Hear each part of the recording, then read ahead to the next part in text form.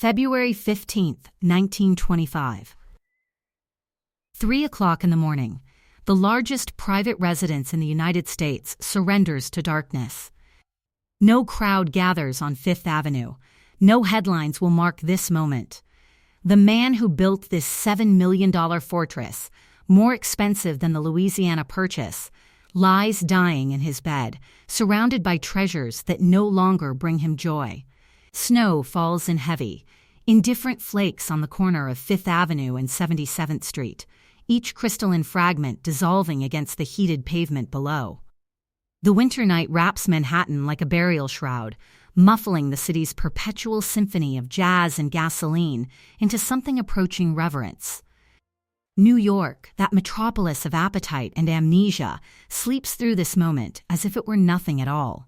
But rising from this blanket of white, commanding attention not through light but through sheer, overwhelming presence, stands a monolith that defies the darkness itself.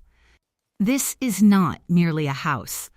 It is a fortress of white granite and limestone, a Beaux-Arts cathedral to vanity that stretches an entire city block and climbs 7 stories into the black sky. 121 rooms of imported marble and gilded excess. 4 separate art galleries. 31 bathrooms appointed with fixtures cast in bronze and silver. A private theater designed to seat 200 guests. A swimming pool in the basement, its walls lined with iridescent Tiffany glass that transforms ordinary water into liquid sapphire. A pipe organ so colossal it demanded its own 3-story chamber, its thousands of brass pipes capable of reproducing the sound of a full cathedral choir. The mathematics of this palace stagger the imagination. $7 million in construction costs alone, more than $240 million in today's currency.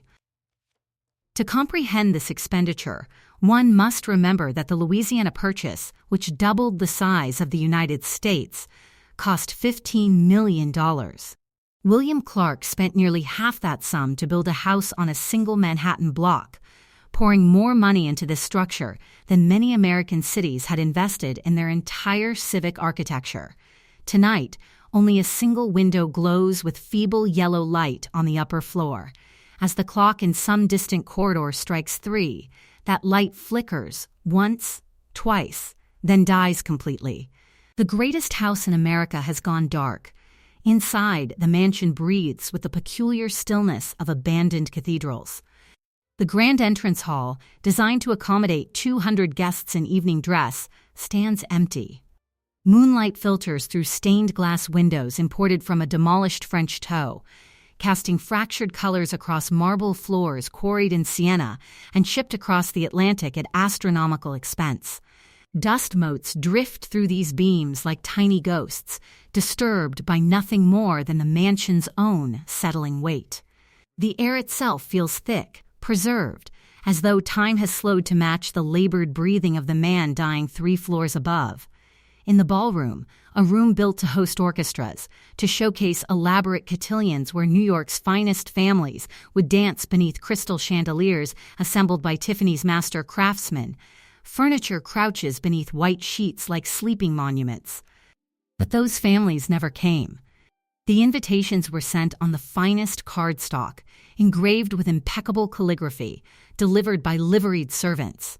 They were politely declined, one after another, until the invitations stopped coming altogether. Now the ballroom serves as a mausoleum for ambitions that died before they could draw their first breath. A calling card lies forgotten on a mahogany console near the entrance, its edges curled with age. The engraving reads simply, Senator William A. Clark. The title was purchased, not earned, and everyone in New York society knew it. Beside it rests an extinguished candelabra, solid bronze overlaid with gold leaf, commissioned from the same Parisian workshop that furnished Versailles. Each ornate arm could have funded a family's comfortable existence for years, yet its candles remain cold, the wax hardened, the wicks pale and unused. In many ways, it serves as the perfect emblem of the house itself, extravagant, meticulously crafted, and utterly purposeless. A cracked Venetian mirror leans awkwardly in a corner, its fractured surface multiplying reflections of nothing. This looking glass once graced the palace of a European duke, but during its installation in this American fortress, it shattered, a prophetic accident that no amount of Clark's money could repair. Like so much else in this house, it remains broken, a monument to the fundamental truth that some things cannot be purchased, no matter how deep one's pockets. On the second floor, in a bedroom that occupies more square footage than most family homes, William Andrews Clark lies in a bed carved from Brazilian rosewood. He is 86 years old, his body finally surrendering after decades of relentless ambition. The hands that once gripped pickaxes in Montana mines, that later gripped leather satchels stuffed with cash for bribing state legislators, now tremble against silk bedsheets imported from Lyon. Around him, arranged on every available surface, sit treasures that would make emperors weep with envy: a Rembrandt sketch, a Ming Dynasty vase, a first edition of Dante's Inferno bound in Moroccan leather. He does not look at them. His eyes, clouded with cataracts and the approach of death, stare at the coffered ceiling 40 feet above, seeing nothing but the accumulated weight of his own choices. The profound irony assembles itself in the darkness, like a silent witness. He had conquered the copper mines of Montana, transforming himself from a frontier schoolteacher into one of the wealthiest men in American history. His mines produced 40 million pounds of copper annually at their peak, the metal that electrified a nation, that powered the modern age itself. He owned banks, newspapers, railroads, water companies, and electric utilities. In Butte, Montana, his word was law, his influence absolute. He purchased a United States Senate seat with suitcases full of cash, distributing bribes as easily as other men gave out calling cards, proving that in the Gilded Age, even democracy itself could be acquired by a man with sufficient resources and insufficient conscience. He built this palace to force recognition from the Astors and Vanderbilts and Whitneys, who viewed him as nothing more than a vulgar miner with money. He spent a decade overseeing every detail of its construction, importing entire French salons, commissioning custom bronze work, demanding perfection in every molding and cornice. He filled it with art and antiquities worth millions more, creating what he imagined would be an unassailable fortress of culture and refinement. But New York society never came. They never forgot that his fortune was built on bribery and corruption, that his Senate seat was purchased, that beneath the imported marble and gilded ceilings, he remained what he had always been, a man who believed everything had a price. Now, as his breathing grows shallow and irregular, William Andrews Clark confronts the one economic truth his vast fortune could never obscure: the absolute insolvency of the human condition. He is dying as he lived, surrounded by things, utterly devoid of people. His much younger wife, Anna, sits in a separate wing of the mansion, maintaining the fiction of marital devotion while counting the hours, until his fortune becomes hers. His daughter, Huguette, only 18 years old, has already learned to hide from the world behind her father's money, beginning a pattern of isolation that will define the rest of her extraordinarily long and profoundly lonely life. The tragedy of William Clark is not simply that he dies, all men die. The tragedy is that he spent 86 years believing there was nothing in this world that could not be bought. He treated respect like a commodity, affection like a transaction, and legacy like something that could be constructed from marble and bronze. He lived according to the cold logic of the extraction industry: find the resource, dig it out, process it, sell it. He processed people like ore, extracting their value and discarding the worthless slag. As the snow continues to fall outside, burying Fifth Avenue in silence, the house feels less like a monument and more like a mausoleum. It is a $7 million tomb for a living man, a fortress that succeeded only in keeping the loneliness in while keeping the world out. The man who owned the earth, literally in the form of millions of acres of mineral rights, now finds his world shrinking to the size of a single room, his empire reduced to the space between his bedsheets and the ornate ceiling above. But this palace of broken dreams did not begin as a monument to isolation. Before this mansion became a mausoleum, before his name became synonymous with corruption, before he discovered that the most valuable things in life have no price tag, William A. Clark made a discovery that would define the Gilded Age itself. He learned that in America, at the turn of the 20th century, everything, the mines, the newspapers, the judges, the legislators, even democracy itself, was for sale. And unlike other men who might have been horrified by this revelation, William Andrews Clark embraced it with the enthusiasm of a true believer. He was prepared to pay any price. The question that lingers in the darkness of this February morning, as the final light dies in the greatest house in America, is both simple and merciless. What, in the end, did he truly purchase? And how did a schoolteacher from Pennsylvania become the man who proved that in the land of the free, even freedom itself could be bought if you knew the right price to pay? Montana Territory, 1863, a place where fortunes were born in copper and died in blood. The Rocky Mountains rise like jagged teeth against an indifferent sky, their snow-capped peaks indifferent to the human drama unfolding in the valleys below. It is a landscape of brutal magnificence, where the wind howls through canyons with the sound of 1,000 ghosts and the earth itself seems hostile to civilization. Men arrive here from the east with gold fever burning in their eyes, willing to trade their lives for a single glittering vein in the quartz. They live in canvas tents that flap violently in mountain storms, drink whiskey that tastes like kerosene, and die in mining accidents noted only by the briefest pause in the digging. It is a chaotic, desperate frontier where survival is the only currency that truly matters. Into this maelstrom of mud and ambition steps a man who seems entirely out of place among the roughnecks and dreamers. William Andrews Clark is small, fastidious, and possessed of a gaze as cold and assessing as a banker's ledger. While other men gamble on gold in a frenzy of desperation, tearing at the earth with frantic hope and crude tools, Clark does something entirely different. He sells them the shovels. He sells them the tobacco. He sells them the provisions they need to survive another brutal Montana winter. And while he takes their gold dust in exchange for flour and nails, he quietly studies what lies beneath their feet. He watches. He calculates. He waits.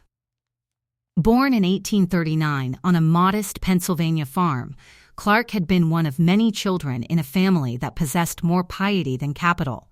His early life carried none of the trappings of future grandeur, no family estates, no inherited titles, no ancestral portraits staring down from paneled walls. Instead, there were chores, long winters, and a father who believed that rigorous discipline could substitute for inherited wealth. Young William proved intelligent and methodical, qualities that led him to teaching school, a profession that imparted knowledge he secretly regarded as insufficient to alter his own circumstances. He tried his hand at law, felt the pull of the Civil War, and saw in the nation's turmoil not merely tragedy, but opportunity. The American West, that vast, barely charted domain beyond the Mississippi, beckoned with the seductive promise that birth could be overcome by ambition. When Clark arrived in Montana Territory in May of 1863, he carried $150 in his pocket and an education that set him apart from the illiterate prospectors who surrounded him. But more importantly, he possessed something that would prove far more valuable than formal learning: the rare discipline to look not at the present frenzy, but at the horizon beyond it. Where others saw only the romance of sudden wealth, Clark recognized infrastructure and opportunity. He understood early that the man who digs for gold is a gambler, but the man who supplies the digger is the house, and the house always wins. He began as a freighter and trader, hauling supplies across treacherous mountain passes, driving wagons through blizzards and occasionally hostile territory, turning a profit on every pound of salt and sugar. He extended credit at interest rates that would make Eastern bankers blush, and when miners defaulted, as they inevitably did, he accepted their claims as collateral. One by one, these worthless scraps of paper representing failed dreams accumulated in his possession. The camp saw a shopkeeper with a ledger. Clark saw the early blueprints of a dynasty. But Clark was not content to remain merely a merchant. Every evening after closing his store, he studied. He taught himself geology from books ordered at considerable expense from San Francisco. He learned metallurgy from German engineers passing through the camps, men who understood the complex chemistry required to extract pure metal from raw ore. He examined rock samples with the intensity of a scholar decoding ancient texts, teaching himself to read the language written in stone by geological forces operating across millennia. While competitors celebrated their small gold strikes with champagne and cards, Clark was mapping mineral deposits, noting geological formations, and quietly purchasing defaulted mining claims from men who had given up and moved on. Where others saw only glittering flakes of gold in riverbeds, Clark studied the surrounding rock formations. He noticed the subtle green and blue stains on cliff faces that hinted at the minerals below.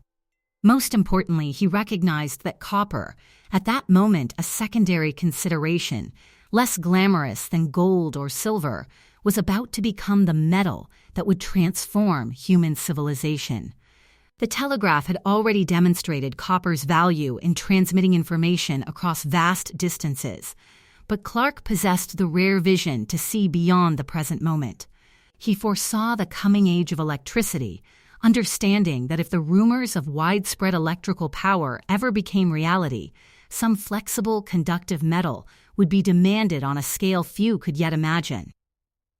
The transformation began not with a dramatic discovery, but with patient, methodical accumulation. As the gold rush faded in the early 1870s, leaving behind ghost towns and broken men, a new reality emerged.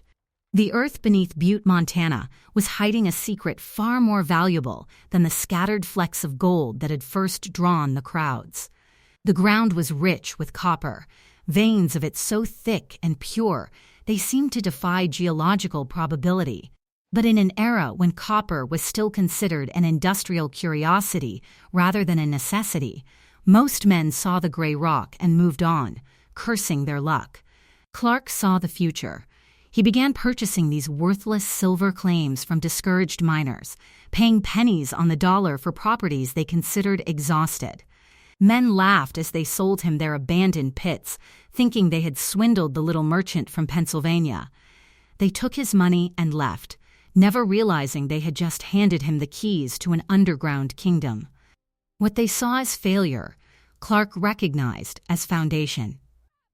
By the late 1870s, as industrialization tightened its grip on the United States, Butte began its metamorphosis from muddy frontier outpost to industrial inferno. The transformation was swift and terrifying. The modest shafts bored by individual prospectors gave way to deep, organized mining operations, employing hundreds of men. Horse-drawn carts evolved into massive hoisting engines and tramways. The town grew around these wounds in the earth like scar tissue. Boarding houses, brothels, banks, churches, and saloons appeared in equal measure. Smoke began to hang permanently above the settlement, a gray-brown curtain that marked the town as simultaneously prosperous and poisoned. Clark rode this transformation with a kind of precise ferocity that distinguished him from every other operator in the territory. He used his early profits to invest in improved smelting techniques, hiring engineers and metallurgists who understood how to coax every possible ounce of value from raw ore. Where less efficient competitors lost fortunes to waste and impurities, Clark turned slag heaps into revenue streams. He financed his own smelters rather than remaining at the mercy of others, constructing massive reduction works that glowed red in the night like monuments to industrial ambition. The smelters belched sulfurous smoke that killed every living plant for miles, turning Butte into a landscape of poisoned earth and slag heaps, but they also produced copper in quantities that staggered the imagination. He built railroads to carry his ore, then discovered that the railroads themselves could be instruments of power, dictating rates and access in a region where distance was the harshest tyrant. As his mining operations expanded, so did his understanding of true control. He established banks in Montana, recognizing that whoever controlled credit in a territory where capital was as rare as rain would ultimately control everything else. Men who wished to build anything, stores, hotels, ranches, warehouses, found themselves ultimately dealing with Clark's institutions. He founded newspapers, not out of any reverence for journalism, but from a shrewd understanding that he who controls the news controls the narrative. The Butte miner became his personal mouthpiece, praising his genius while attacking his enemies with editorial venom. Favorable coverage of his enterprises was not merely requested, it was assumed.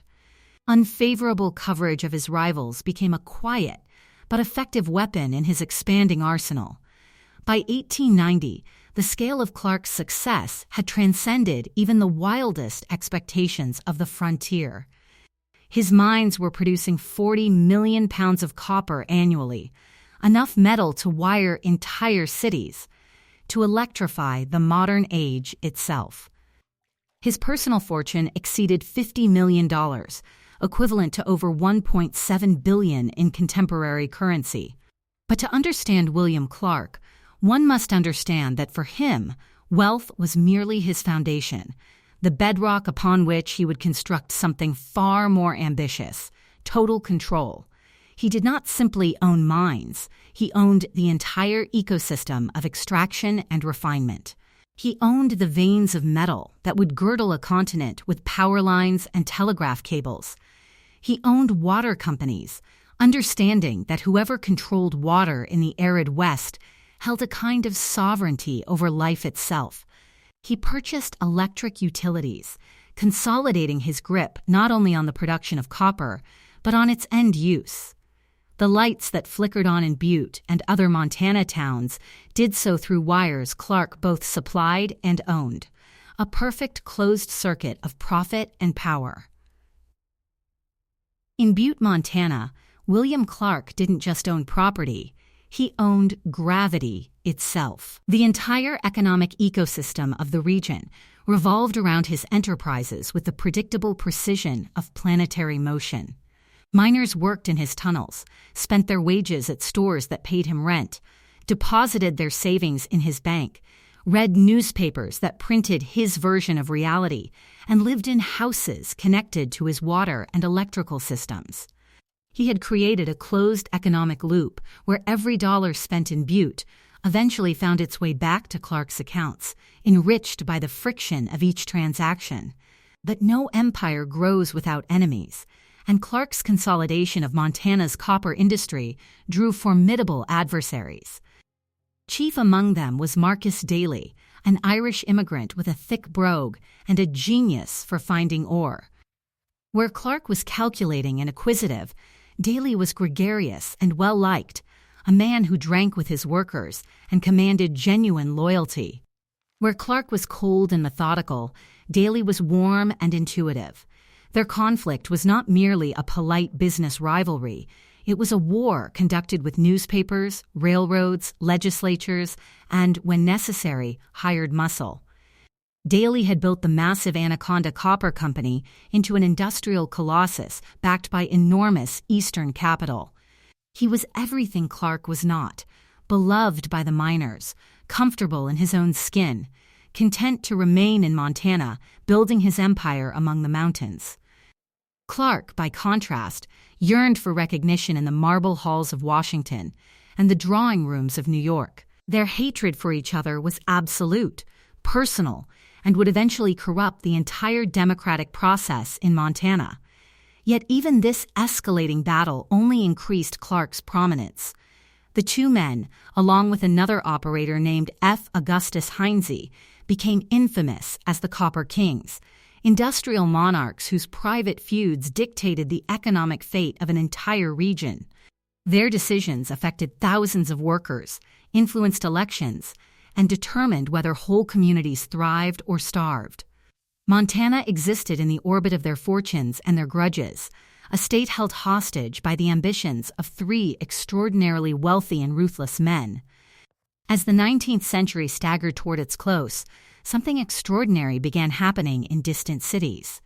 Electric lights appeared in urban streets and private homes, transforming night into a new kind of day. Telegraph lines multiplied, then gave way to telephone networks. Streetcars and subway systems spread through major cities like mechanical circulatory systems. The modern world, wired, humming, illuminated, announced itself with a quiet, insistent glow. At the center of all this shimmering transformation was copper, miles upon miles of copper wire, hidden in walls, strung across poles, buried beneath streets.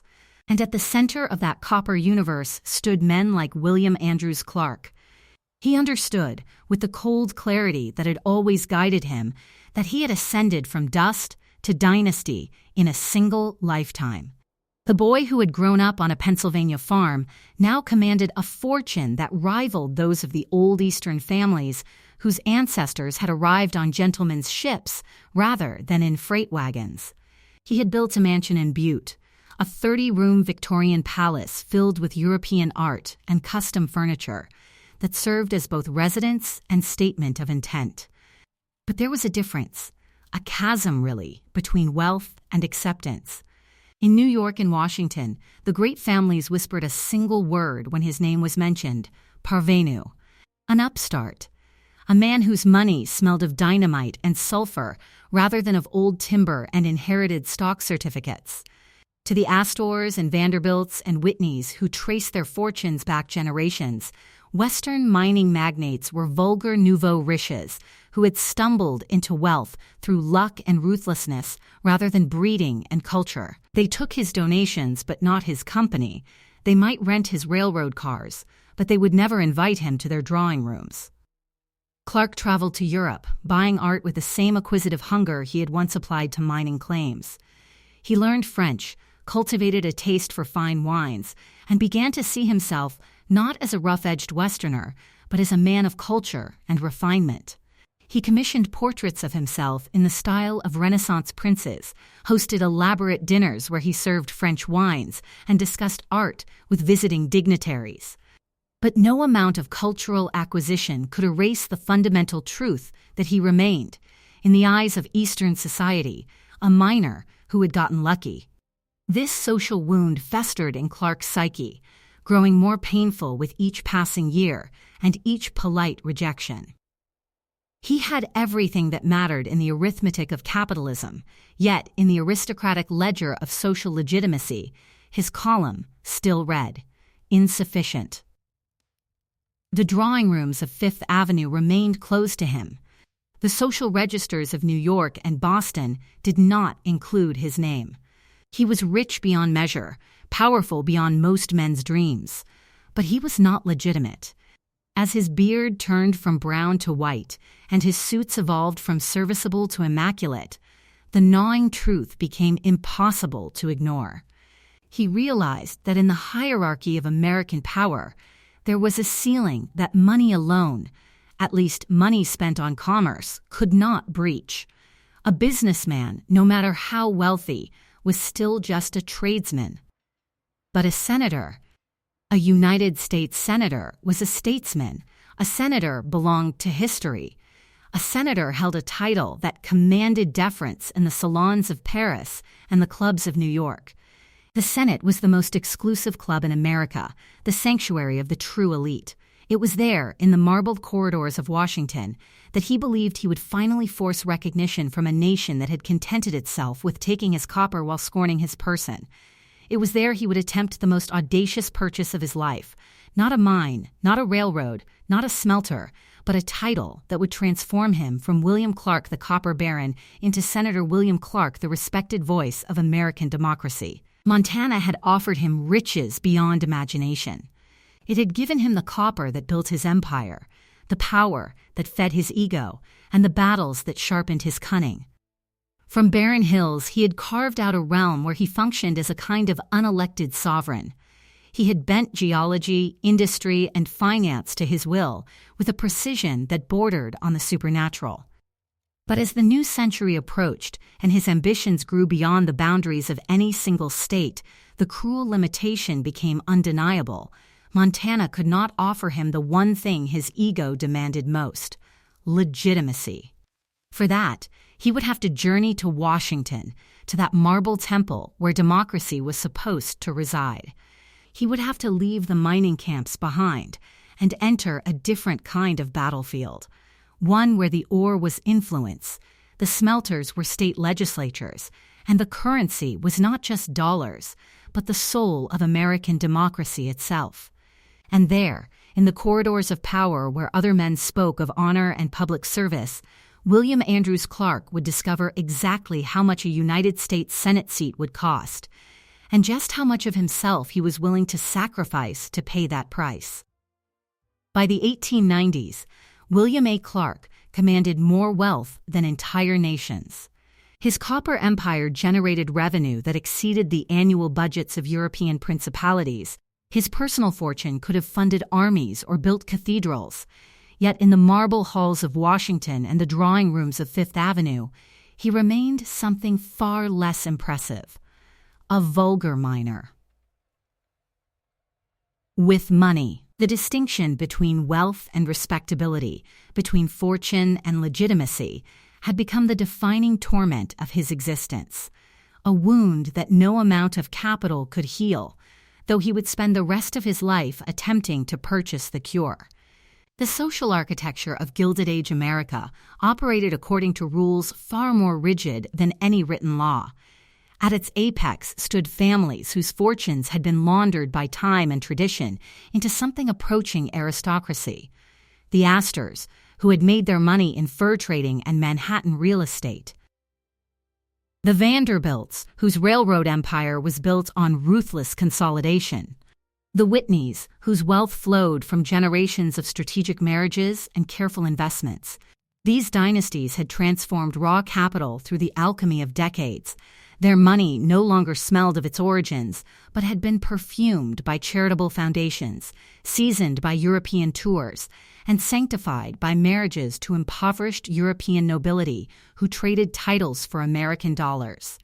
To these arbiters of American society, Western mining magnates represented a particularly offensive breed of parvenu.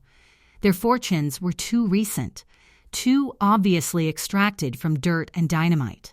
Clark's copper empire, no matter how vast, carried the unmistakable odor of the smelter, sulfurous, industrial, and decidedly ungenteel. When he appeared at social functions in New York, impeccably dressed in suits tailored on Savile Row, the old families saw through the costume to the frontier merchant beneath. His French was grammatically correct but accented. His art collection was extensive but recently acquired. His manners were studied rather than inherited. He was, in their devastating assessment, a man who had arrived but would never truly belong. The wound cut deeper because Clark understood, with painful clarity, exactly what they thought of him.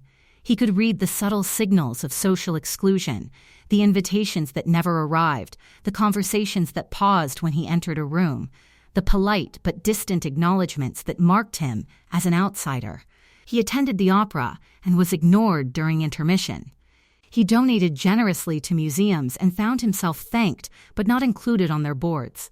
He had built mansions and filled them with European treasures, yet the doors to true acceptance remained closed. Other men might have accepted this exclusion with resignation, but Clark's ego would not permit such compromise. There had to be a way. There had to be a price. The United States Senate became his obsession, the vehicle through which he believed he could finally force recognition from a society that had made an industry of excluding him.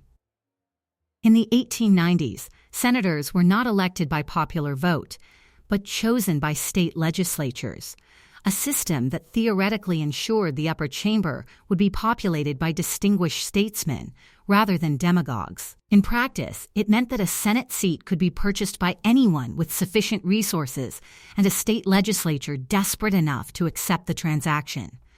To a man like William Clark, this system did not appear corrupt. It appeared logical.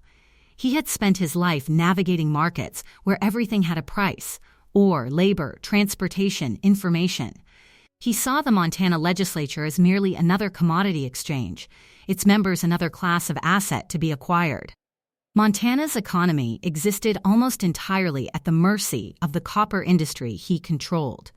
Legislators were farmers, shopkeepers, and small-town lawyers whose annual salaries were measured in hundreds of dollars, while Clark counted his wealth in millions. He convinced himself, with the particular genius that wealthy men have for self-deception, that what he was contemplating was not bribery, but merely helping destiny along with discreet financial encouragement. But Clark's ambition had created an enemy whose hatred would prove as implacable as his own determination. Marcus Daly, the Irish immigrant who had built the Anaconda Copper Company into a rival colossus, viewed Clark with a contempt that transcended mere business competition. Where Clark was cold and calculating, Daly was warm and intuitive. Where Clark was despised by his employees as a distant taskmaster, Daly was genuinely beloved by the men who worked in his mines. Their rivalry had already poisoned Montana politics for years, fought through newspapers, railroads, and proxy battles over the location of the state capital. To Daly, Clark's Senate ambitions represented something more dangerous than vanity, the corruption of democracy itself. He understood that if Clark succeeded in purchasing a Senate seat through naked bribery, it would establish a precedent that would poison American politics for generations. The Senate was supposed to be the deliberative body of the Republic, not another commodity to be bought and sold by the highest bidder. Daly began preparing his counterattack, setting agents to work collecting evidence and identifying legislators who might be willing to testify about Clark's methods. Clark, for his part, approached the coming legislative session with the same methodical planning he had applied to every other conquest of his career. He studied each legislator as he would study a geological survey, identifying weaknesses, calculating costs, determining the precise amount of pressure required to achieve the desired result. He liquidated assets, moved funds through shell companies, and stockpiled currency in hotel safes.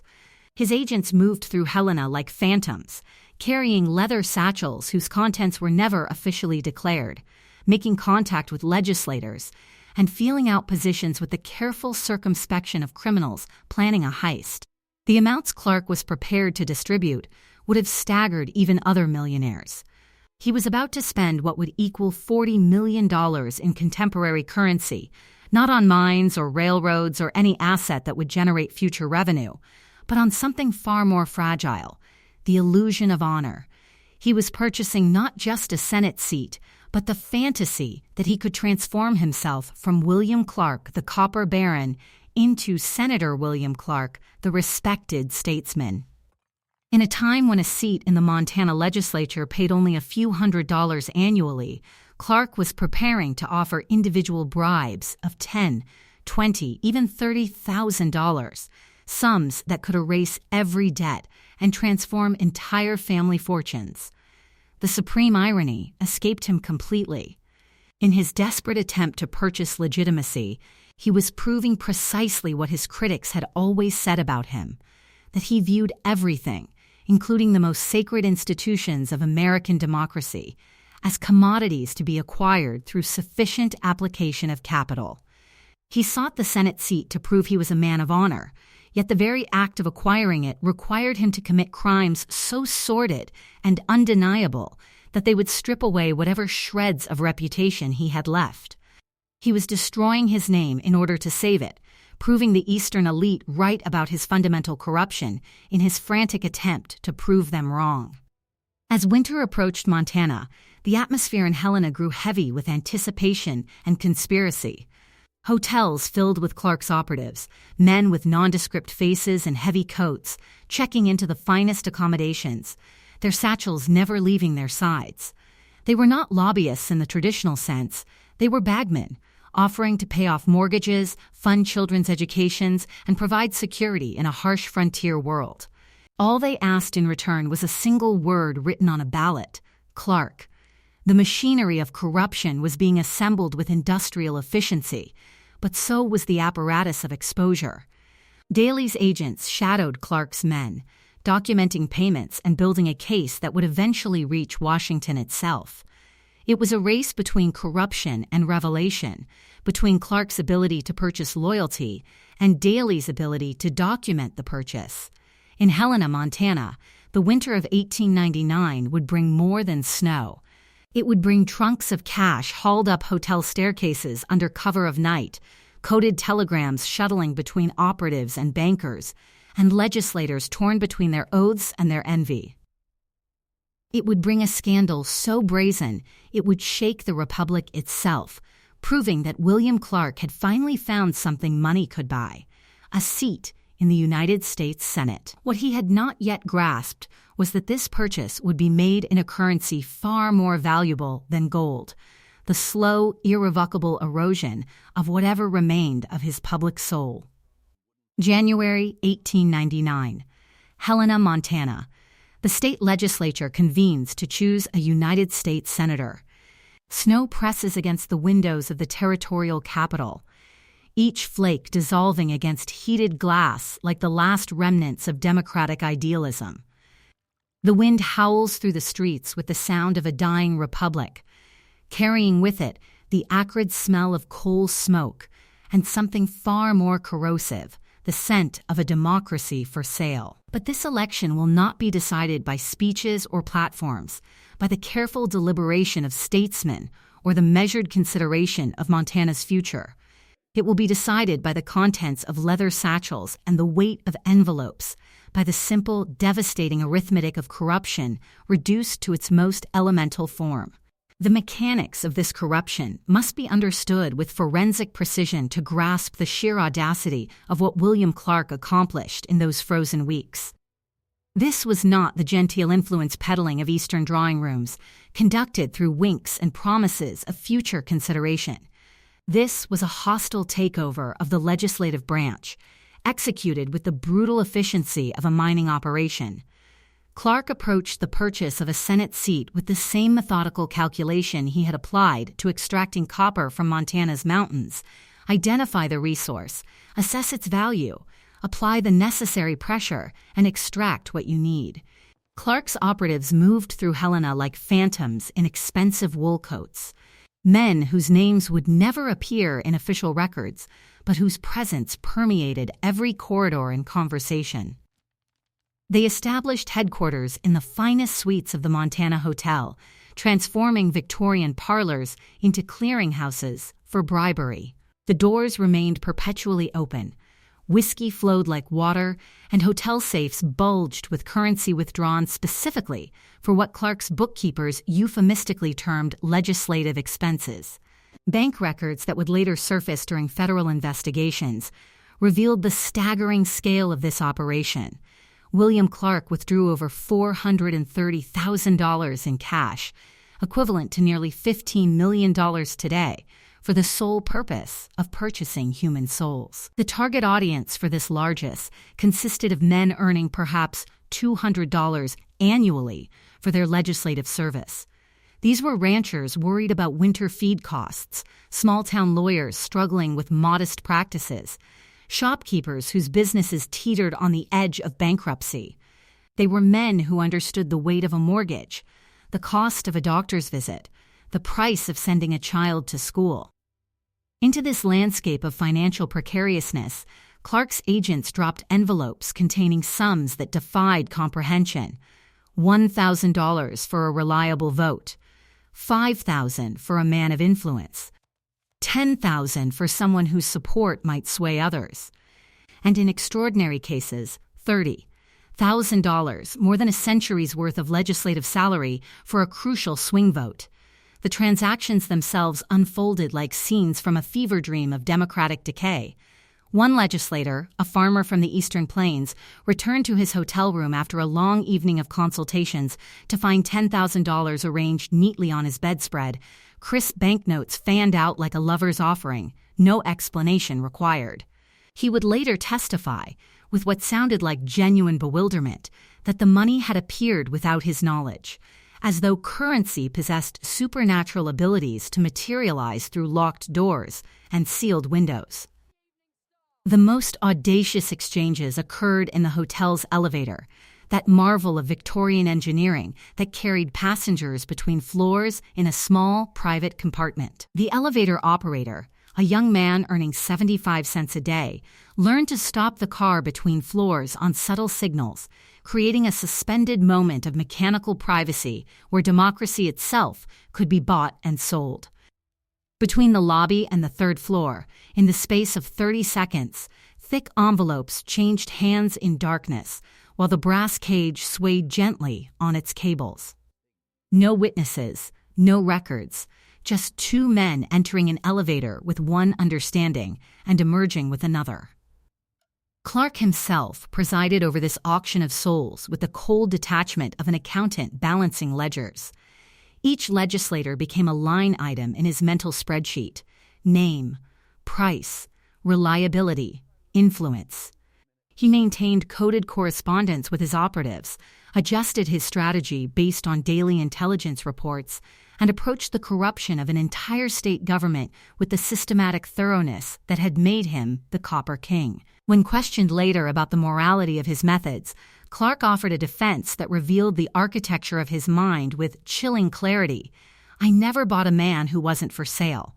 It was the logic of a predator blaming prey for being edible, the philosophy of a man who believed that democracy itself was merely another commodity to be extracted and processed. Clark had convinced himself that he was not corrupting these men, but simply recognizing their pre-existing corruption, that he was not destroying American ideals, but revealing their true market value. He despised the very legislators he bribed, viewing their willingness to accept his money as confirmation of their inferiority and proof of his own moral superiority. Yet, even as Clark's machine hummed with industrial efficiency, a counter-operation unfolded in parallel with equal determination. Marcus Daly, that Irish immigrant whose hatred for Clark had evolved into something approaching religious fervor, understood that he could not outbid his rival in this auction of democracy. Instead, he deployed his own network of agents throughout Helena, not to distribute cash, but to collect evidence. Where Clark's men carried satchels stuffed with currency, Daly's operatives carried notebooks and cameras, building a forensic map of corruption that would lead directly from the hands of bribed legislators back to Clark's bank accounts. They shadowed Clark's bagmen through hotel corridors, noting which rooms they visited and at what hours. They befriended hotel staff, offering modest payments for information about unusual nocturnal activities. They approached legislators whose consciences had been troubled by Clark's offers, promising immunity in exchange for testimony. Receipts were copied, serial numbers on banknotes were recorded, and sworn affidavits accumulated like evidence in a criminal trial. Daly was not merely opposing Clark's Senate bid, he was constructing the instrument of his rival's destruction. The atmosphere in Helena grew thick with tension as the final vote approached. In the legislative chamber, elaborate speeches were delivered about Montana's future and the qualities required in a senator, performances in a play whose ending had already been determined in hotel rooms and elevator shafts. The real drama unfolded in whispered conversations in saloon corners, in coded telegrams sent to distant banks, in the trembling hands of men who had accepted more money than they had seen in their entire lives. Some legislators who had initially refused Clark's overtures found their resistance eroding as the amounts increased exponentially. 5,000 became 10,000. 10,000 became 20,000. Everyone, it seemed, had a price. It was merely a question of Clark's willingness to meet it.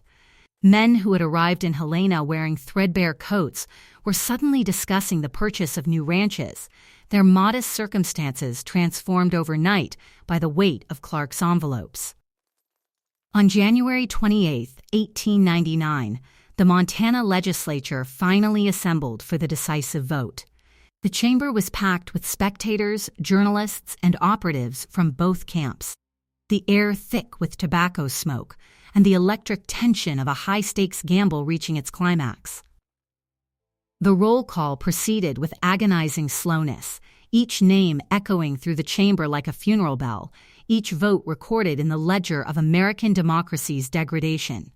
When the final tally was announced, a cheer erupted from Clark's supporters that seemed to shake the building's foundations. William Andrews Clark had been elected to the United States Senate by the narrowest possible margin, a single vote.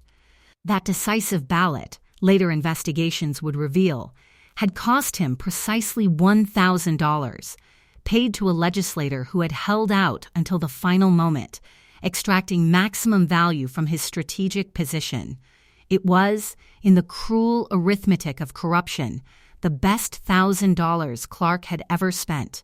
Clark celebrated his victory in his hotel suite, surrounded by supporters toasting with champagne purchased, like everything else in his life, with money that carried the stain of compromise. He allowed himself to savor the moment, to imagine walking the marble corridors of the Capitol as Senator William A. Clark, his presence finally commanding the respect that had been denied him in Eastern drawing rooms. He had purchased his legitimacy at last, transforming himself from a frontier merchant into a statesman through the simple application of sufficient capital. But even as the champagne flowed and congratulations echoed through the Montana hotel, another drama was already in motion beyond the borders of the state Clark had just corrupted.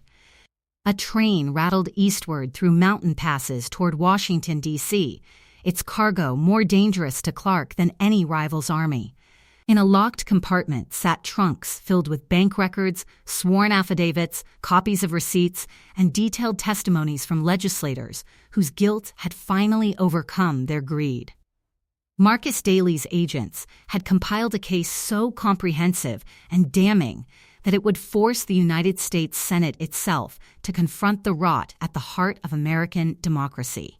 William Clark had finally discovered something money could buy: a seat in the most exclusive club in America.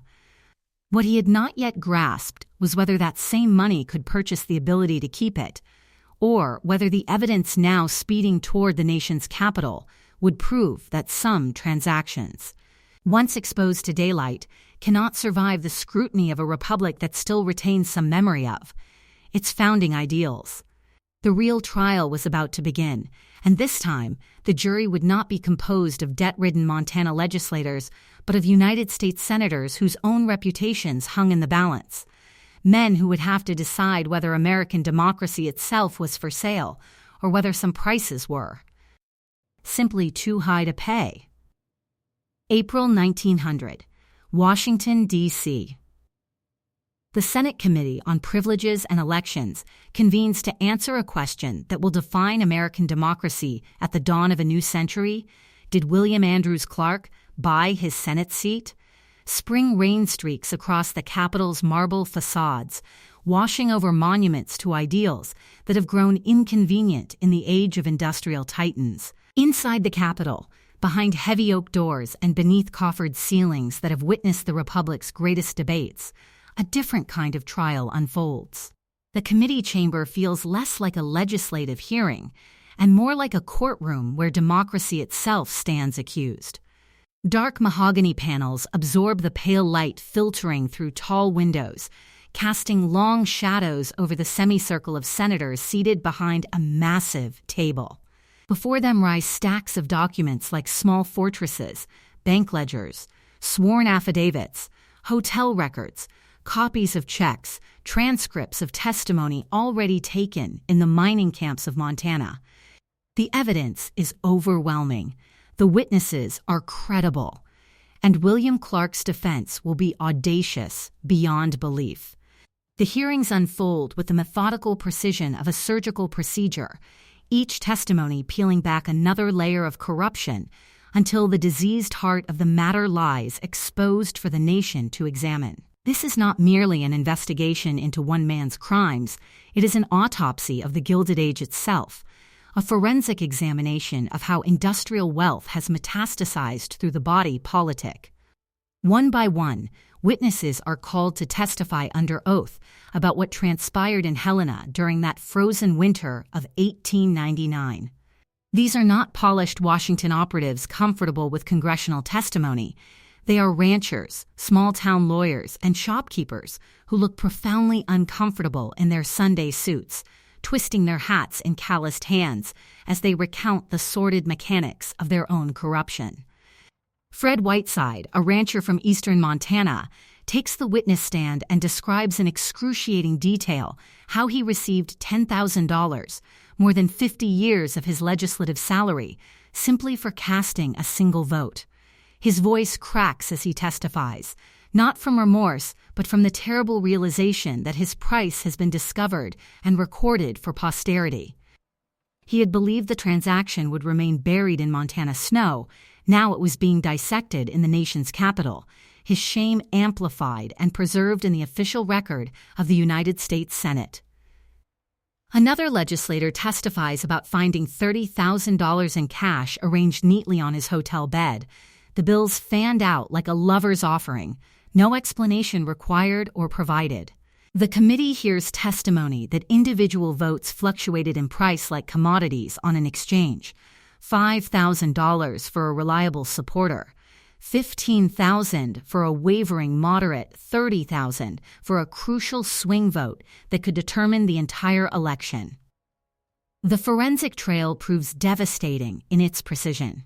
Bank records subpoenaed from Montana financial institutions reveal withdrawals that correspond exactly with the amounts legislators reported receiving. On the very days bribes were allegedly distributed, Clark's accounts show massive cash withdrawals in Helena, amounts that mirror the testimony with mathematical certainty. The correlation is too precise to be coincidental. Money left Clark's vaults and appeared, in nearly identical sums, in the hands and homes of key legislators. Even more damning is the revelation that this corruption involved Clark's own family.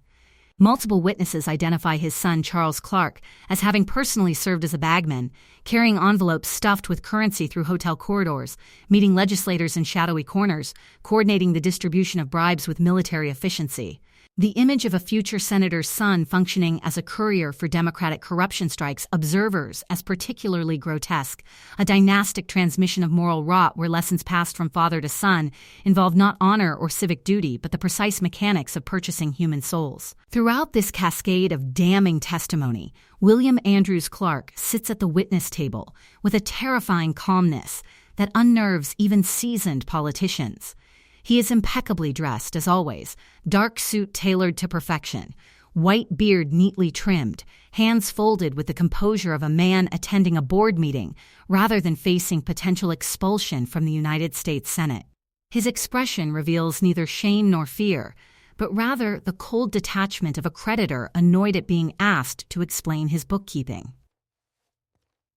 Behind wire-rimmed spectacles, his eyes continue calculating, as though this hearing were merely another negotiation, another transaction to be managed and survived through the application of sufficient cunning.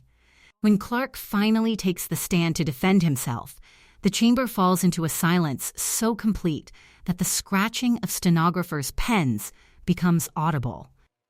He does not fidget or display nervousness. He answers questions with the clipped precision of a man accustomed to command, treating the Senate committee as he might treat subordinates in his mining operations, with barely concealed contempt wrapped in a veneer of formal respect. But his defense, when it finally emerges, possesses a kind of terrible honesty that proves more disturbing than outright denial would have been. Clark does not claim innocence. He does not argue that the witnesses are lying or that the bank records have been fabricated. Instead, he advances a far more corrosive argument that bribery is simply standard practice in American politics, that payments and quiet financial arrangements are as much a part of legislative elections as speeches and ballots. He treats the committee's moral outrage as naive, implying that anyone shocked by his methods simply doesn't understand how the system actually operates. His most infamous statement cuts through the chamber with surgical cruelty: "I never bought a man who wasn't for sale." In that single sentence, Clark reveals the architecture of his worldview with chilling clarity. Morality, in his calculus, is not an absolute, but a market condition. If a man accepts a bribe, it is not the briber who is corrupt, but the recipient who has revealed his price. Democracy, under this philosophy, is not a sacred trust, but a commodity exchange, its value determined by whatever buyers are willing to pay and sellers willing to accept. He blames the legislators for taking his money, not himself for offering it. He views the Montana legislature not as a deliberative body, but as an auction house where the gavel falls to the highest bidder. The reaction beyond the committee room is swift and savage. Newspapers across the country erupt with headlines that scream of democracy's betrayal: Clark bribery exposed, Senate seat for sale, Copper King's corruption revealed. Editorial writers compete to express their outrage in increasingly vivid language, but no condemnation matches the literary venom of Mark Twain. The great American satirist, who had observed the Gilded Age with acid clarity, turns his pen toward Clark and produces a character assassination for the ages. He calls Clark as rotten a human being as can be found anywhere under the flag, declaring him a shame to the American nation, whose proper place was the penitentiary, with a chain and ball on his legs. Twain's condemnation does more than bruise Clark's pride. It crystallizes public sentiment and transforms a regional scandal into a national symbol of everything diseased in American politics. Political cartoons depict Clark as a monstrous moneybag devouring the Capitol dome, or as a corpulent spider at the center of a web of banknotes ensnaring helpless legislators. The scandal feeds a growing national unease about the Gilded Age, a sense that industrial barons have not merely captured markets, but have begun to capture the republic itself. Clark becomes the perfect embodiment of this fear, a man whose corruption is so brazen, so systematic, and so utterly without shame that it seems to mock the very foundations of democratic government. Inside the committee room, the conclusion becomes unavoidable. After weeks of testimony, after examining every ledger and affidavit, after hearing from dozens of witnesses whose stories corroborate one another with devastating precision, the Senate Committee on Privileges and Elections reaches a unanimous decision. Their report is unambiguous, their language scathing. William A. Clark obtained his Senate seat through bribery and corruption so pervasive that it tainted the entire electoral process. They recommend that the full Senate expel him, an almost unprecedented rebuke in an era when the upper chamber traditionally protected its own from external criticism. Facing the humiliation of inevitable expulsion, Clark moves with characteristic determination to control the narrative even in defeat. On May 15, 1900, before the Senate can vote to cast him out, he rises on the Senate floor and announces his resignation. The speech is composed with wounded dignity, casting himself as a victim of political enemies and partisan persecution. He portrays Marcus Daly not as a defender of democratic integrity, but as a vindictive rival whose accusations stem from business jealousy rather than principled concern. But the reality behind the performance is unmistakable. He is fleeing just ahead of formal disgrace, the door closing behind him with the soft yet final sound of a condemned man's cell. For most men, such a public fall would mark the end of political ambition. It would be the catastrophe from which there is no return, the scandal that transforms a name from symbol of success to cautionary tale. But William Andrews Clark is not most men. His relationship with law and convention has always been less one of obedience than of navigation. He sees constitutions not as sacred texts, but as complex maps filled with overlooked pathways and exploitable loopholes. And in this moment of apparent defeat, his legal advisors identify a constitutional vulnerability that will allow him to transform humiliation into the most audacious political comeback in American history. Under Montana law, when a Senate seat became vacant, the governor possessed the power to appoint a replacement until the state legislature could meet again to hold a new election. The sitting governor, Robert Smith, was firmly in Marcus Daly's camp and would never have reappointed Clark under any circumstances.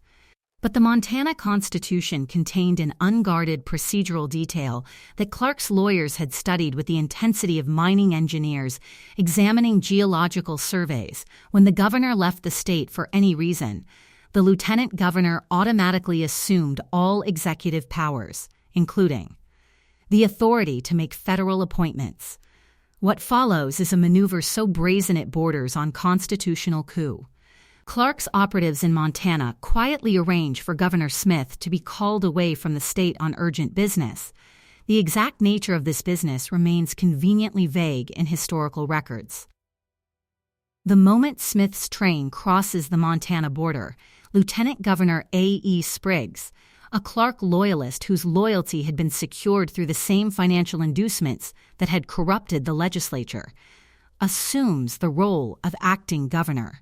Within hours, before anyone can mount an objection or legal challenge, Spriggs accepts Clark's resignation from Washington and immediately reappoints William Andrews Clark to fill the vacant seat. It is a masterpiece of legal manipulation that transforms the mechanism designed to preserve democratic continuity into an instrument of corruption. Clark has taken the very constitutional provision meant to ensure stable governance and twisted it into a tool for circumventing the will of the United States Senate. He has resigned in disgrace only to be immediately reinstated through a technicality so audacious that it seems to mock the entire concept of democratic accountability. When news of this appointment reaches Washington, the reaction in the Senate oscillates between fury and exhaustion. Some members call for another investigation, another hearing, another round of public spectacle that will further damage the institution's reputation. But the chamber is weary of scandal, bruised by months of testimony that have exposed the rot not just in Clark's character, but in the entire system of state legislative Senate selection. Many senators, themselves no strangers to backroom dealings and questionable campaign financing, are reluctant to put the institution through another public flaying that might invite uncomfortable scrutiny of their own methods.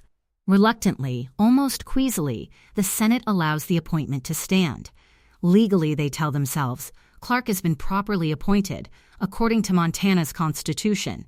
The proper procedures have been followed, even if the spirit of those procedures has been grotesquely violated. There is no appetite for another war over a man who has already demonstrated his willingness to spend unlimited amounts and exploit any loophole to achieve his goals. The exhausted institution chooses expedience over principle, allowing Clark to return rather than enduring another constitutional crisis. William Clark has achieved the impossible. Through sheer audacity and constitutional cunning, he has bought his way back into the Senate, forcing the very institution that tried to expel him to accept his return. On paper, he has won the ultimate victory. He walks once more through the marble corridors of the Capitol, his footsteps echoing against polished floors, his credentials properly signed and sealed. He is, once again, Senator William A. Clark, a title he has purchased twice, at costs that would have funded small nations. But beneath this formal triumph lies a deeper, more devastating truth. As he moves through the building he fought so desperately to re-enter, Clark discovers that power and respect are not synonymous, that victory and legitimacy exist in entirely different realms. Colleagues greet him with the thinnest of courtesies, their eyes sliding away a moment too quickly, their handshakes lasting precisely the minimum time required by protocol. Conversations end when he approaches tables in the Senate dining room. Invitations to private dinners and important strategy meetings fail to materialize. When he rises to speak on the Senate floor, members find urgent business elsewhere, leaving him to address empty chairs and echoing chambers. To his fellow senators, Clark has become something worse than an enemy. He has become an embarrassment, a living reminder of the institution's vulnerability to corruption. He is a ghost in an expensive suit, technically present but fundamentally absent from any gathering that matters. His presence transforms social events into awkward exercises in avoidance, his participation in debates into exercises in collective pretense. The title Senator before his name sounds less like an honorific and more like an ironic epithet, a reminder of how thoroughly he has debased the office he spent millions to obtain. Washington society, which he had so desperately wished to impress, closes its doors to him even more firmly than New York had. He is not viewed as a statesman who overcame adversity. He is viewed as a criminal who got away with it through legal technicalities and unlimited resources. The social wound that had driven him to seek the Senate seat, the sense that Eastern elite viewed him as a vulgar parvenu, has not healed. It has deepened, infected by the very means he used to try to cure it. He has proven his critics right about everything they suspected, that he was corrupt, that he viewed democracy as just another commodity, that no amount of wealth could transform him into a gentleman. As his Senate term drags on through years of isolation and irrelevance, as he sits in committee hearings where his colleagues barely acknowledge his presence, as he delivers speeches to empty chambers and sponsors legislation that dies in committee, William Andrews Clark begins to formulate a new plan. If Washington will not accept him, if the Senate has become merely another site of humiliation rather than triumph, then he will retreat to New York and build something that will force recognition through sheer, overwhelming magnificence. He will construct a fortress where no one can judge him, a palace so grand and filled with such treasures that society will have no choice but to acknowledge his cultural sophistication. He will build the most expensive private residence in American history, a monument to his wealth and taste that will stand as permanent proof of his worth. On Fifth Avenue, surrounded by marble and gold, bronze and silk, he will create his own verdict on his life, a sanctuary where no senator's gaze, no society matron's whisper, no editorial writer's condemnation can touch him. William Clark had achieved the impossible. He had bought his way back into the Senate through sheer brazen cunning, proving that in America at the turn of the 20th century, there truly was no price that sufficient money could not pay. But as he walked the marble corridors of the Capitol, he discovered that victory and respect were not the same thing. Washington society treated him like a ghost in an expensive suit, technically present but fundamentally absent from the gatherings that mattered. And so, rejected by the political elite he sought to join, scorned by the press, and isolated in the very city he meant to conquer, he would retreat to New York to build a fortress where no one could judge him. Or so he believed, as he prepared to spend the next decade of his life discovering that some prisons are built not to keep others out, but to keep the builder in. William Clark returned to the Senate not through votes, but through constitutional technicality. He had won, but victory tasted like ash in his mouth, bitter and acrid as the smoke from his Montana smelters. Washington society shunned him with a cruelty that was all the more devastating for being polite, conducted through the subtle architecture of social exclusion rather than open confrontation. Senators who shook his hand in the chamber wiped their palms afterward. Hostesses who controlled the Capitol's social calendar ensured his name never appeared on their guest lists. The title of senator, which he had spent millions to acquire, had become an ironic badge of corruption rather than honor.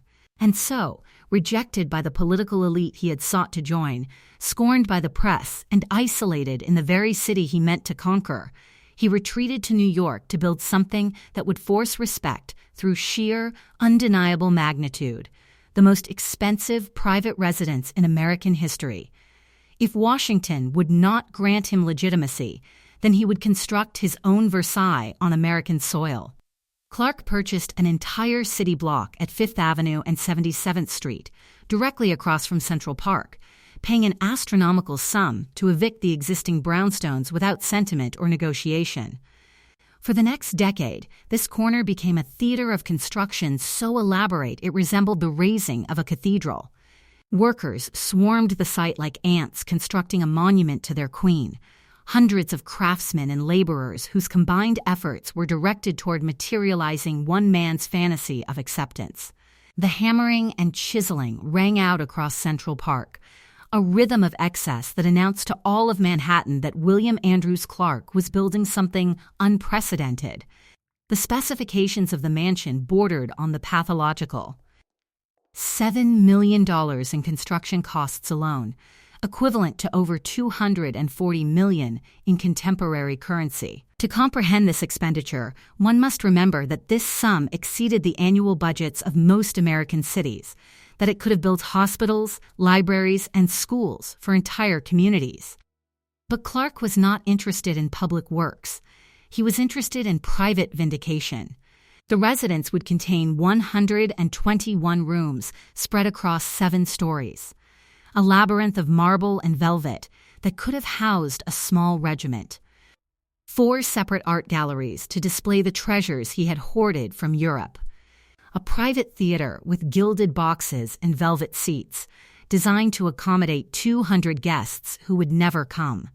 In the basement, a swimming pool lined with iridescent Tiffany glass that transformed ordinary water into liquid jewels, each tile hand crafted and positioned to catch light in precisely calculated ways.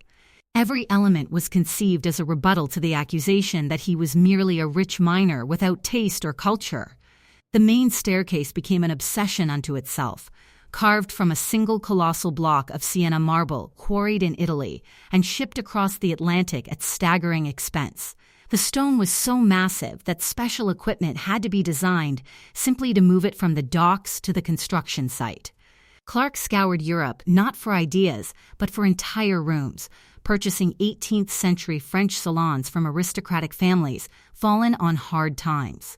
These chambers, paneling, chandeliers, furniture, and all were carefully dismantled, each piece numbered and catalogued, then shipped across the ocean and reassembled inside his fortress.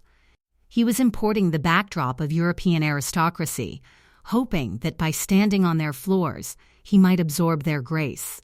The pipe organ required its own 3-story chamber, a massive instrument with thousands of brass pipes capable of reproducing the sound of a full cathedral choir. Bronze doors were cast in Paris, weighing tons and decorated with intricate reliefs. Ceilings were painted by European masters brought to New York specifically for this commission. 31 bathrooms were appointed with fixtures of silver and gold.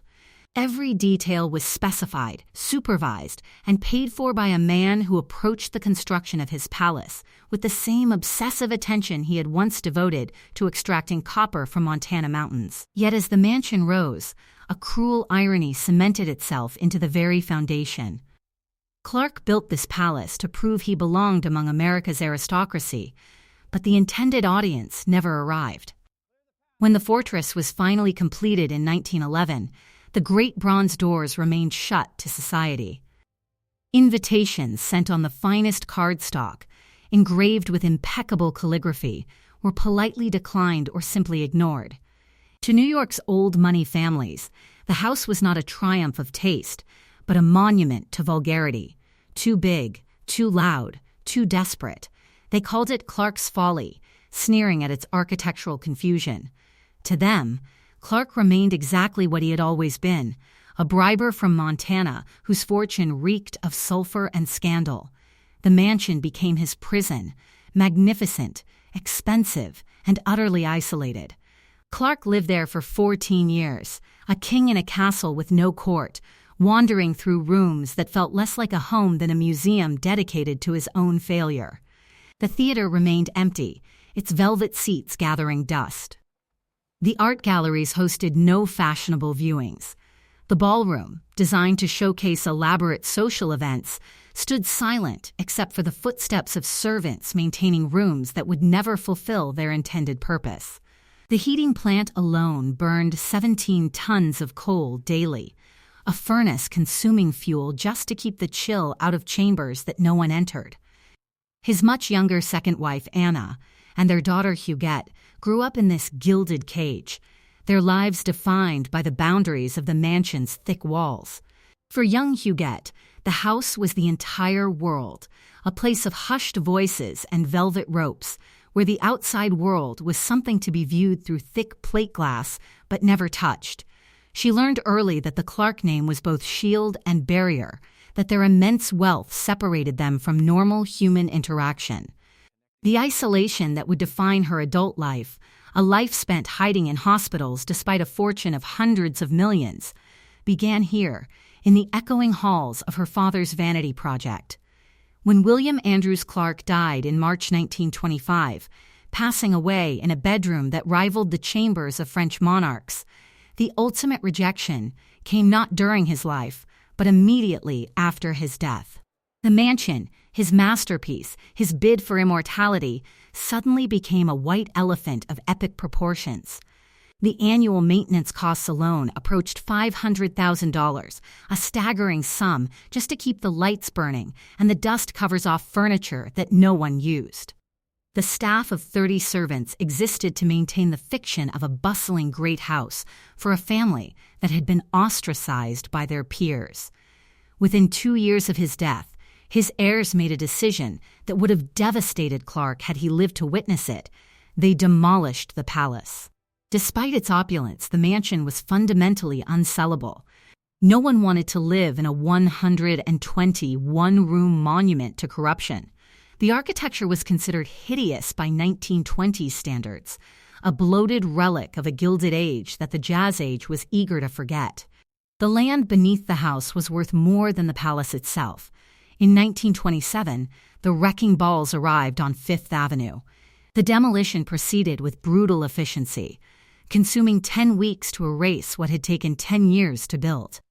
Clouds of white dust choked the avenue as limestone walls were battered down. The iridescent Tiffany glass from the swimming pool was shattered and sold to collectors. The Sienna marble staircase, carved from a single massive block and installed at astronomical cost, was reduced to rubble. The great pipe organ was disassembled and sold to a church where it would finally serve a purpose beyond mere display. Workers hauled away marble and bronze, wood and glass, reducing the monument to debris that was carted to landfills and buried under layers of ordinary refuse.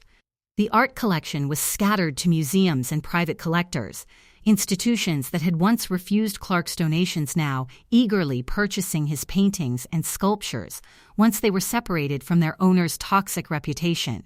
By 1928, an unremarkable apartment building rose in the palace's place. Today, pedestrians walk past 960 Fifth Avenue with no awareness that one of the most expensive private residences in American history once commanded that corner. The palace that took 10 years to build was erased in 10 weeks, but the Clark fortune survived, passing to his daughter Huguette, who would spend the rest of her extraordinarily long life as a recluse, hiding from a world that remembered her father's shame. She inherited not just his money but his isolation, not just his wealth, but his curse. The Copper King's greatest legacy was not his riches, which eventually dissipated through legal battles and charitable bequests, nor his mansion, which was demolished within 2 years of his death. William Andrews Clark's truest bequest was far more enduring, the demonstration that some stains cannot be washed away by any amount of money, that corruption corrodes not just the corrupt, but everyone connected to them. He had built a fortress to keep judgment out, but the fortress became instead a prison that kept loneliness in, a monument not to his triumph, but to the hollow victory of a man who won every battle except the one that mattered most. The curse that followed his fortune would define his daughter's life for the next 80 years, proving that while everything in America might have a price, some purchases extract payments that echo through generations, long after the original transaction has been forgotten by everyone except those who must live with its consequences. Today, if you walk past 960 Fifth Avenue, you'll see an unremarkable apartment building. Clean limestone facades rise with polite uniformity. Doormen in pressed uniforms watch taxis navigate the familiar choreography of Manhattan traffic, and pedestrians hurry past with minds occupied by contemporary concerns, utterly oblivious to the layers of history compressed beneath their feet. No plaque marks the spot. No bronze memorial acknowledges that one of the richest men in American history once lived there, that a palace containing more wealth than most nations once commanded this corner for barely 2 decades before vanishing as completely as morning fog. The building that replaced it is architecturally forgettable, the kind of functional structure that exists in thousands of variations across urban America, efficient, profitable, and utterly devoid of the grandiose ambition that once defined this location. William Andrews Clark achieved his ultimate ambition in the cruelest possible way. He has been completely forgotten. The irony would have destroyed him had he lived to witness it. This man who spent a lifetime accumulating not just wealth, but monuments to his existence, who believed that sufficient expenditure could purchase immortality itself, has been erased from collective memory with a thoroughness that approaches the absolute. In a city that remembers everything it can profit from and forgets everything that inconveniences it, the erasure is nearly perfect. His name appears in history books only in footnotes about Gilded Age corruption, a supporting character in narratives about the era's excesses rather than the protagonist of his own epic. His Senate career, purchased at the cost of his reputation and the integrity of Montana's government, is remembered exclusively for its corruption. He served 6 years in Washington, from 1901 to 1907, casting votes and delivering speeches that history has judged so inconsequential they merit no discussion beyond the circumstances of his arrival. His entire Senate tenure exists in historical memory only as proof that democracy could be purchased by a man with sufficient resources and insufficient conscience. Ironically, his meticulous corruption helped trigger the national debate that led to the 17th Amendment in 1913, mandating the direct election of senators. In this narrow sense, he left a mark on the Constitution itself, but as a cautionary figure whose conduct was so scandalous that the Republic had to change its laws to defend itself against men like him. The copper empire that made him one of the wealthiest men in America was dismantled and sold within decades of his death. The mines that produced 40 million pounds of copper annually were absorbed into larger corporate entities, their ownership fragmented, and their connection to Clark's name severed. The banks, newspapers, railroads, water companies, and electric utilities that made him a sovereign in Montana were liquidated, merged, or reorganized until no trace of his personal empire remained visible in the institutional landscape. Butte, Montana, the city he essentially owned, remembers him now primarily through environmental devastation, the Berkeley Pit, a massive open-pit copper mine that has become one of America's largest Superfund sites, its water so toxic it kills migrating birds that land on its surface. This poisoned lake stands as perhaps the most enduring monument to Clark's legacy, a scar on the earth that will require centuries to heal. His palace on Fifth Avenue, that $7 million monument to rejected ambition, was demolished before most Americans even knew it existed. The mansion was completed in 1911 and destroyed in 1927, a lifespan of barely 16 years for a structure designed to stand for centuries. In the hierarchy of New York's great houses, it has been forgotten, while lesser residences have been preserved and celebrated. The Frick Collection occupies Henry Clay Frick's mansion. The Cooper Hewitt inhabits Andrew Carnegie's residence. The Morgan Library preserves J.P. Morgan's private sanctuary. But Clark's palace exists only in fading photographs and architectural historians' footnotes, a cautionary tale about the difference between building monuments and creating legacy. The Gilded Age taught America a brutal lesson about the relationship between wealth and power, and William Clark served as the era's most perfect and terrifying instructor. He proved with methodical thoroughness that with enough money you could buy legislators whose votes were supposed to represent the people's will. You could purchase judges who were meant to dispense impartial justice. You could own newspapers that were supposed to serve as democracy's watchdogs.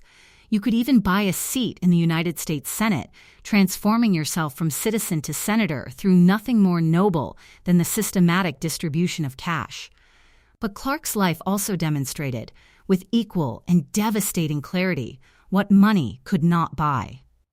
You could not buy permanence in a world where fortunes are dismantled and redistributed with each generation.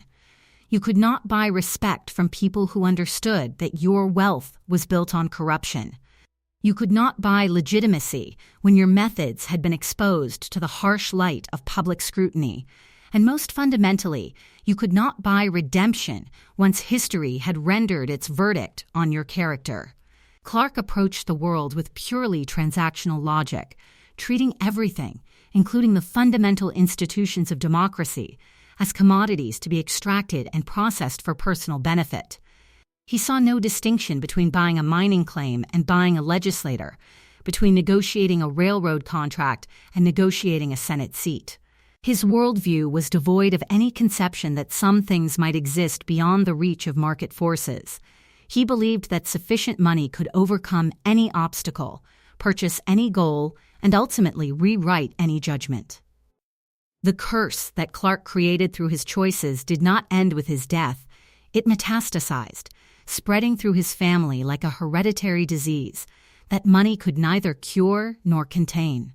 His daughter Huguette inherited not just his fortune, but his isolation, not just his wealth, but the social stigma that attached to the Clark name like a permanent shadow.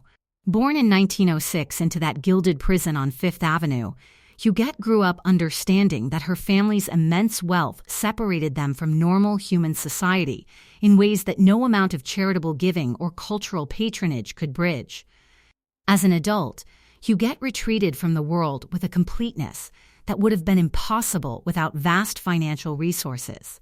She owned multiple mansions, a sprawling estate in Connecticut, beachfront property in California, a 42-room apartment on Fifth Avenue, but lived in none of them. Instead, she spent the final 20 years of her life in a hospital room at Beth Israel Medical Center in Manhattan, not because she was seriously ill, but because the hospital represented a kind of sanctuary from a world she had learned to fear through her father's bitter experience. She died in 2011 at the age of 104, having spent 2 decades in that single room, surrounded by wealth that could have purchased anything except the human connection she had been denied since childhood. The hospital staff became her family, the doctors and nurses who attended her the closest thing to friends in her isolated existence. She played with dolls well into her 90s, collecting antique playthings with the same acquisitive intensity her father had applied to art and real estate. The Clark fortune, which had failed to buy William respect or legitimacy, proved equally incapable of purchasing Huguette happiness or normalcy. The money brought her everything except what mattered most: genuine human connection, untainted by the expectation of inheritance or the shadow of her father's reputation. William Clark spent his life believing that everything had a price: mines, newspapers, legislators, even democracy itself. He navigated the world with a checkbook in hand, confident that every door would open if the offer was high enough, that every principle could be negotiated if the stakes were properly calculated. He succeeded in almost every transaction he attempted, accumulating a fortune of almost obscene magnitude and bending entire institutions to his will. But he failed utterly in the one transaction that truly interested him, purchasing a place in history's memory as anything other than a cautionary tale about the corruption of the American dream. The reason lies in the methods he employed and the values he revealed. In a society that measures success primarily through wealth accumulation, that celebrates self-made millionaires as embodiments of national virtue, Clark should have been a hero. He arrived in Montana Territory with $150 and built an empire worth tens of millions. He demonstrated intelligence, determination, and strategic brilliance in the most competitive arena of industrial capitalism. Yet his story is remembered not as triumph, but as tragedy, not as success, but as corruption, because he treated the sacred institutions of democracy as just another mining claim to be worked and abandoned. In the end, the landscape of Montana reclaimed its silence. The smelter stacks that once belched smoke into the big sky are cold now, or gone entirely. The mines that generated the copper to wire a nation are capped and flooded. their toxic waters a lingering environmental scar rather than a source of unimaginable wealth. The frantic energy of the mining camps, the desperate bribery in the Helena hotels, the thunderous debates in the Senate chamber, all of it has faded into the quiet hum of history, leaving behind only the poisoned earth and the cautionary tale of a man who mistook price for value, who confused possession with belonging. What remains is not the man but the warning, not the achievements but the corruption, not the wealth but the judgment. Clark's life serves as a permanent reminder that in a democracy, some things are supposed to remain beyond purchase, not because they lack value, but because their value transcends economic calculation. Respect cannot be bought because it must be earned through actions worthy of respect. Legacy cannot be purchased because it is granted by history based on contributions to human flourishing. Redemption cannot be acquired through transaction because it requires genuine transformation rather than strategic expenditure. He built a fortress to keep the world out, spending $7 million to construct walls thick enough to muffle criticism and doors heavy enough to bar judgment. But in the end, the world simply walked past his palace and forgot he was ever there. The pedestrians who hurry along Fifth Avenue today, their minds occupied with appointments and obligations, have no awareness that a copper king once commanded this corner, that a man who believed he could buy immortality built his monument here and watched it fail to deliver the recognition he craved. The copper king who bought America discovered too late that some things, respect, legacy, redemption, remain forever beyond purchase. And in that failure lies perhaps the most expensive lesson of the Gilded Age. You can buy a Senate seat. You can buy the grandest house in America. You can buy newspapers to praise you and lawyers to defend you. But you cannot buy your way out of history's judgment. Time will itemize your accounts, write off your illusions, and leave behind only what cannot be erased: the truth about how you gained your power and what you did with it. As the snow falls once again on Fifth Avenue, covering the pavement where a palace once stood, the silence offers a final damning verdict on the life of William Andrews Clark. He bought everything he ever wanted, only to discover that he owned nothing that would last. The man who treated democracy as a commodity, who believed that sufficient wealth could purchase even immortality itself, learned too late that some transactions extract payments that echo through generations, long after the original purchase has been forgotten by everyone except those who must live with its consequences.